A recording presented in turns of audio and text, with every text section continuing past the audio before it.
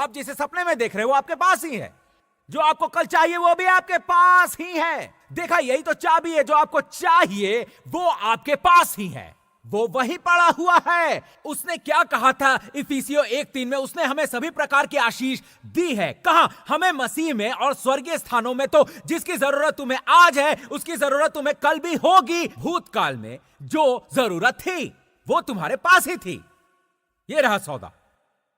अगर आप अपने मन को अपनी आत्मा से मनाने को तैयार हो। अब आपकी आत्मा किसे मानती है? परमेश्वर के वचन से। ठीक, परमेश्वर के वचन से आपकी आत्मा मानती है।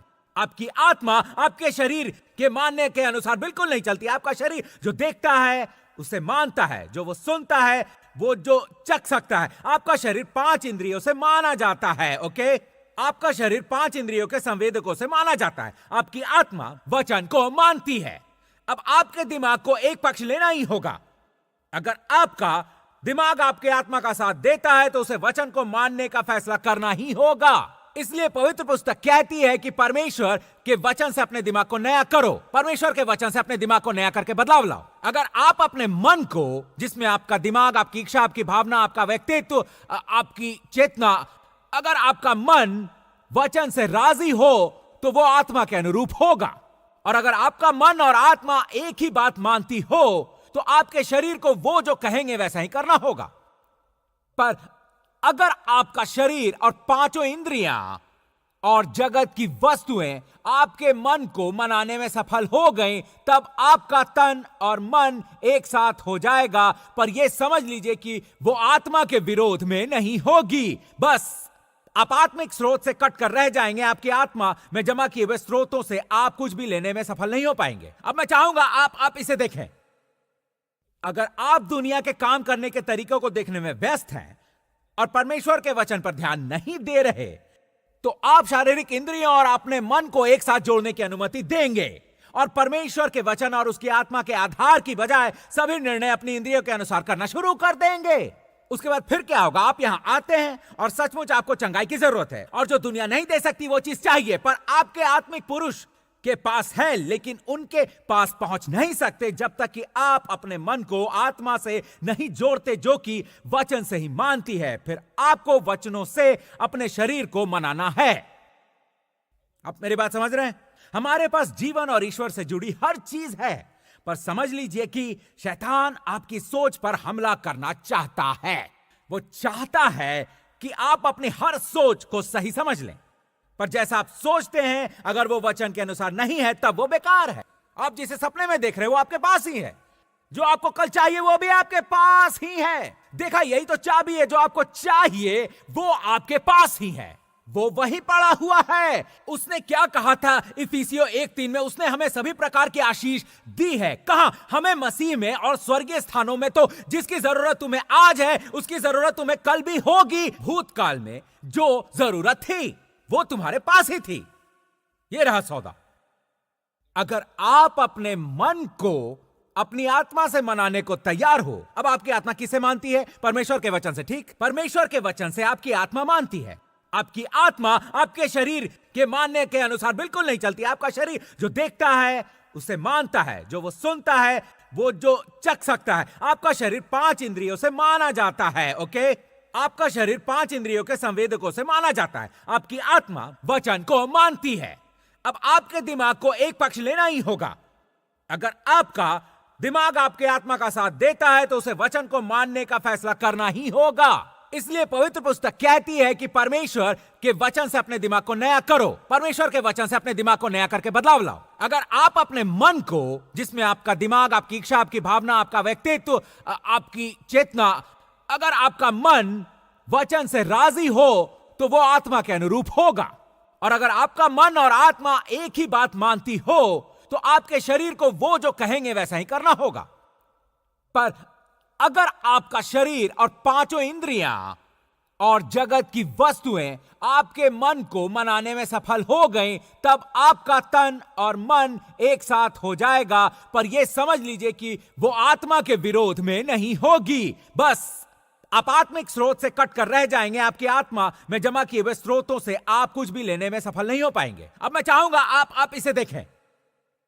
अगर आप दुनिया के काम करने के तरीकों को देखने में व्यस्त हैं और परमेश्वर के वचन पर ध्यान नहीं दे रहे, तो आप शारीरिक इंद्रियों और अपने मन को एक साथ जोड़ने की अनुमति देंगे और परमेश्वर के वचन और उसकी आत्मा के आधार की बजाय सभी निर्णय अपनी इंद्रियों के अनुसार करना शुरू कर देंगे।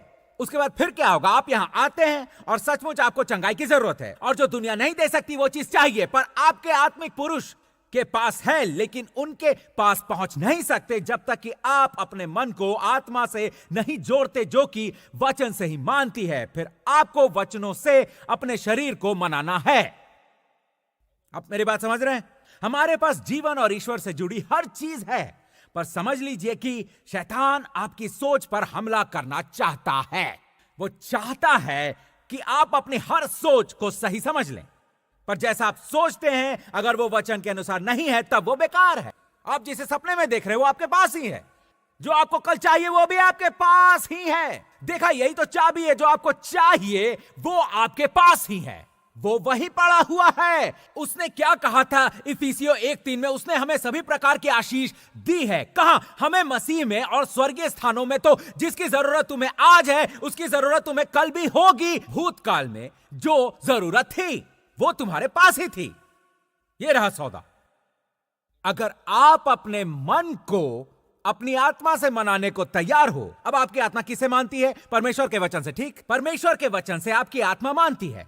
आपकी आत्मा आपके शरीर के मानने के अनुसार बिल्कुल नहीं चलती। आपका शरीर जो देखता है उसे मानता है, जो वो सुनता है, वो जो चख सकता है। आपका शरीर 5 इंद्रियों से माना जाता है। ओके, आपका शरीर 5 इंद्रियों के संवेदकों से माना जाता है। आपकी आत्मा वचन को मानती है। अब आपके दिमाग को एक पक्ष लेना ही होगा। अगर आपका दिमाग आपके आत्मा का साथ देता है तो उसे वचन को मानने का फैसला करना ही होगा। इसलिए पवित्र पुस्तक कहती है कि परमेश्वर के वचन से अपने दिमाग को नया करो। परमेश्वर के वचन से अपने दिमाग को नया करके बदलाव लाओ। अगर आप अपने मन को, जिसमें आपका दिमाग, आपकी इच्छा, आपकी भावना, आपका व्यक्तित्व, आपकी चेतना, अगर आपका मन वचन से राजी हो तो वो आत्मा के अनुरूप होगा। और अगर आपका मन और आत्मा एक ही बात मानती हो तो आपके शरीर को वो जो कहेंगे वैसा ही करना होगा। पर अगर आपका शरीर और 5 इंद्रियां और जगत की वस्तुएं आपके मन को मनाने में सफल हो गई, तब आपका तन और मन एक साथ हो जाएगा। पर यह समझ लीजिए कि वो आत्मा के विरोध में नहीं होगी। बस आप आत्मिक स्रोत से कट कर रह जाएंगे। आपकी आत्मा में जमा किए हुए स्रोतों से आप कुछ भी लेने में सफल नहीं हो पाएंगे। अब मैं चाहूंगा आप इसे देखें। अगर आप दुनिया के काम करने के तरीकों को देखने में व्यस्त हैं और परमेश्वर के वचन पर ध्यान नहीं दे रहे, तो आप शारीरिक इंद्रियों और अपने मन को एक साथ जोड़ने की अनुमति देंगे और परमेश्वर के वचन और उसकी आत्मा के आधार की बजाय सभी निर्णय अपनी इंद्रियों के अनुसार करना शुरू कर देंगे। उसके बाद फिर क्या होगा? आप यहां आते हैं और सचमुच आपको चंगाई की जरूरत है और जो दुनिया नहीं दे सकती वो चीज चाहिए, पर आपके आत्मिक पुरुष के पास है, लेकिन उनके पास पहुंच नहीं सकते जब तक कि आप अपने मन को आत्मा से नहीं जोड़ते जो कि वचन से ही मानती है। फिर आपको वचनों से अपने शरीर को मनाना है। आप मेरी बात समझ रहे हैं? हमारे पास जीवन और ईश्वर से जुड़ी हर चीज है, पर समझ लीजिए कि शैतान आपकी सोच पर हमला करना चाहता है। वो चाहता है कि आप अपनी हर सोच को सही समझ लें, पर जैसा आप सोचते हैं अगर वो वचन के अनुसार नहीं है तब वो बेकार है। आप जिसे सपने में देख रहे हो वो आपके पास ही है। जो आपको कल चाहिए वो भी आपके पास ही है। देखा, यही तो चाबी है। जो आपको चाहिए वो आपके पास ही है, वो वही पड़ा हुआ है। उसने क्या कहा था इफिसियों 1:3 में? उसने हमें सभी प्रकार की आशीष दी है। कहां? हमें मसीह में और स्वर्गीय स्थानों में। तो जिसकी जरूरत तुम्हें आज है उसकी जरूरत तुम्हें कल भी होगी। भूतकाल में जो जरूरत थी वो तुम्हारे पास ही थी। यह रहा सौदा। अगर आप अपने मन को अपनी आत्मा से मनाने को तैयार हो। अब आपकी आत्मा किसे मानती है? परमेश्वर के वचन से। ठीक, परमेश्वर के वचन से आपकी आत्मा मानती है। आपकी आत्मा आपके शरीर के मानने के अनुसार बिल्कुल नहीं चलती। आपका शरीर जो देखता है उसे मानता है, जो वो सुनता है, वो जो चख सकता है। आपका शरीर 5 इंद्रियों से माना जाता है। ओके, आपका शरीर 5 इंद्रियों के संवेदकों से माना जाता है। आपकी आत्मा वचन को मानती है। अब आपके दिमाग को एक पक्ष लेना ही होगा। अगर आपका दिमाग आपके आत्मा का साथ देता है तो उसे वचन को मानने का फैसला करना ही होगा। इसलिए पवित्र पुस्तक कहती है कि परमेश्वर के वचन से अपने दिमाग को नया करो। परमेश्वर के वचन से अपने दिमाग को नया करके बदलाव लाओ। अगर आप अपने मन को, जिसमें आपका दिमाग, आपकी इच्छा, आपकी भावना, आपका व्यक्तित्व, आपकी चेतना, अगर आपका मन वचन से राजी हो तो वो आत्मा के अनुरूप होगा। और अगर आपका मन और आत्मा एक ही बात मानती हो तो आपके शरीर को वो जो कहेंगे वैसा ही करना होगा।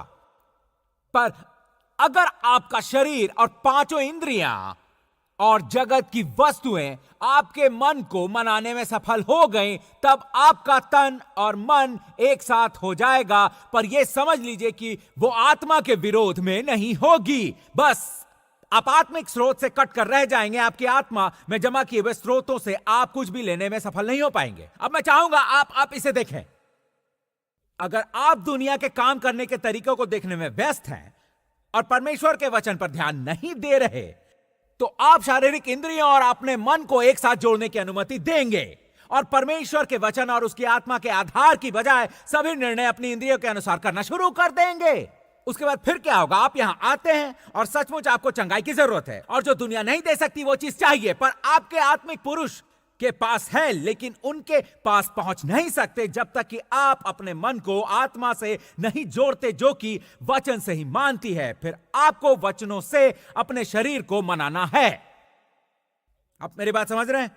हमारे पास जीवन और ईश्वर से जुड़ी हर चीज है, पर समझ लीजिए कि शैतान आपकी सोच पर हमला करना चाहता है। वो चाहता है कि आप अपनी हर सोच को सही समझ लें, पर जैसा आप सोचते हैं अगर वो वचन के अनुसार नहीं है तब वो बेकार है। आप जिसे सपने में देख रहे हो वो आपके पास ही है। जो आपको कल चाहिए वो भी आपके पास ही है। देखा, यही तो चाबी है। जो आपको चाहिए वो आपके पास ही है, वो वही पड़ा हुआ है। उसने क्या कहा था इफिसियों 1:3 में? उसने हमें सभी प्रकार की आशीष दी है। कहां? हमें मसीह में और स्वर्गीय स्थानों में। तो जिसकी जरूरत तुम्हें आज है उसकी जरूरत तुम्हें कल भी होगी। भूतकाल में जो जरूरत थी वो तुम्हारे पास ही थी। यह रहा सौदा। अगर आप अपने मन को अपनी आत्मा से मनाने को तैयार हो। अब आपकी आत्मा किसे मानती है? परमेश्वर के वचन से। ठीक, परमेश्वर के वचन से आपकी आत्मा मानती है।